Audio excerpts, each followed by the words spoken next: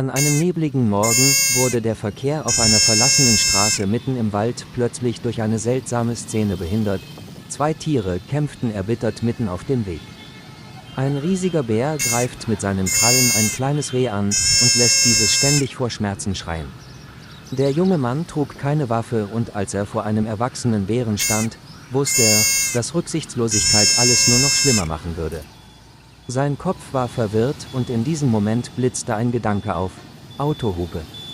Der laute Pfiff hallte im Wald wider und erschreckte den Bären, der wütend brüllte, aber schließlich ging und das verletzte kleine Reh flach auf dem Boden liegen ließ.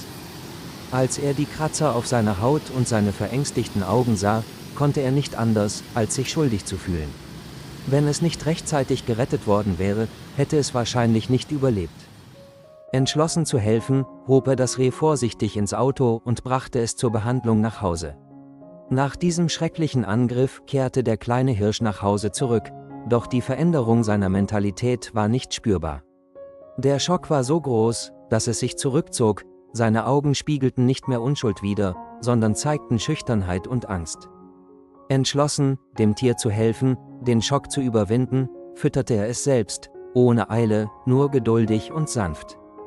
Mahlzeiten sind für ihn nicht nur eine Möglichkeit, sich um sie zu kümmern, sondern auch eine Gelegenheit, sich wieder mit dem Hirsch zu verbinden, damit er sich sicher und geliebt fühlt. Außerdem hat er im Garten ein kleines Schwimmbecken angelegt, damit die Hirsche Platz zum Entspannen und Stressabbau haben. In den folgenden Tagen wagte das Reh nach und nach einen Schritt näher, akzeptierte die Anwesenheit des Mannes und begann, ihm als Freund, als Teil der Familie zu folgen. Der Hirsch wuchs schnell heran, seine Gesundheit erholte sich allmählich, sein Körper war nun stärker und widerstandsfähiger als zuvor.